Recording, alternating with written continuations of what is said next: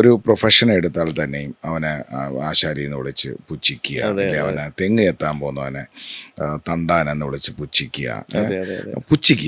പക്ഷേ ഇതെല്ലാം വളരെ ബ്യൂട്ടിഫുൾ ആണെന്നാണ് എൻ്റെ കാഴ്ചപ്പാട്. അവരുടെ ഒരു സ്കില്ലാണ്. ഇപ്പം ഈ വിളിച്ച് ഇപ്പം ആൾക്കാർ അതിനെ ഒരു ആക്ഷേപമാക്കിയതാവാം. പക്ഷെ അതിനകത്ത് എനിക്ക് തോന്നുന്നത് ഒരു സ്കില്ലിനെ എന്തിനാണ് ആക്ഷേപിക്കുന്നത്? ഇപ്പം ദല്ലാള് ഇപ്പം നേരത്തെ പറഞ്ഞ കണക്ക് കല്യാണരാമൻ എന്ന് പറഞ്ഞ സിനിമ ഇറങ്ങിയ സമയത്ത് ഈ ഇവന്റുകാരെയല്ല ഇവരെ കല്യാണരാമൻ എന്നുള്ളൊരു വിളിയായിട്ടങ്ങ് മാറി. അപ്പം അത് അവർക്ക് അങ്ങനെയാണ്. ഈ പറയുന്ന സമൂഹത്തിലെ മാന്യന്മാർ ഒളിച്ചിരുന്നു കൊണ്ടും ഈ പറയുന്ന ഫേക്ക് ഐ ഡി അല്ലെ, ഫേക്ക് ഐ ഡിയിൽ ഇരുന്നു കൊണ്ട് പിന്നാമ്പുറത്തിരുന്നു കൊണ്ട് നമ്മളെ കൂവമ്പം, അടിസ്ഥാനപരമായി ഞാൻ ചോദിക്കുന്നത്, ഈ ഫേക്ക് ഐ ഡിയിലിരിക്കുന്ന ഈ പറയുന്ന മണ്ടന്മാർ, അല്ലെങ്കിൽ ഈ ഫേക്ക് ഐ ഡി ഉണ്ടാക്കിക്കൊണ്ടിരിക്കുന്ന ഊളകൾ, ഇവരല്ലേ യഥാർത്ഥത്തിൽ നമ്മൾ പുച്ഛിക്കേണ്ടത്? അതെ, തീർച്ചയായിട്ടും. അല്ലേ?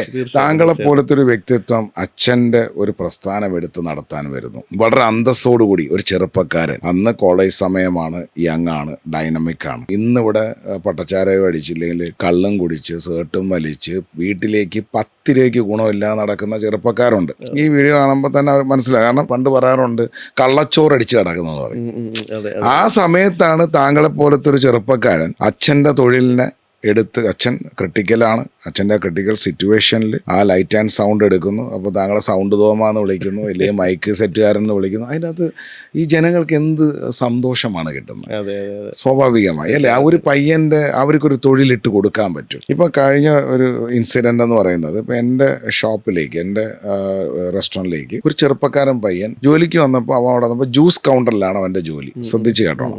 അവൻ ആ ജ്യൂസ് കൗണ്ടർ ചെയ്യുന്നതുകൊണ്ട് ഗ്ലാസ് കഴുകിക്കൊണ്ടിരിക്കുകയാണ്. ഉടനെ അവൻ്റെ 4 കൂട്ടുകാർ വരുന്നു. എന്തുവാടാ നീ ഗ്ലാസ് കഴുകാനാണോ ഇവിടെ നിൽക്കുന്നത്? അപ്പം ഞാൻ അവനെ വിളിച്ചിട്ട് ചോദിച്ചു, മോൻ എത്ര വരെ പഠിച്ചു? അത് ഡിഗ്രി വരെ. മോനെ, നിന്റെ ഗ്ലാസ് കഴുകുമ്പോൾ ഒലിച്ചു പോകാനുള്ളതാണോ നിന്റെ അഭിമാനം?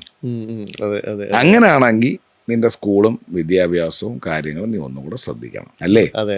എന്റെ ചെറുപ്പക്കാരെ, നിങ്ങളടുത്ത് എനിക്കും രാഹുലിനും ചോദിക്കാനുള്ളത്, ഈ അഭിമാനം എന്ന് പറയുന്നത് നമ്മുടെ മറ്റൊരാളുടെ വായിൽ കൊണ്ടുവയ്ക്കാൻ പാടില്ല.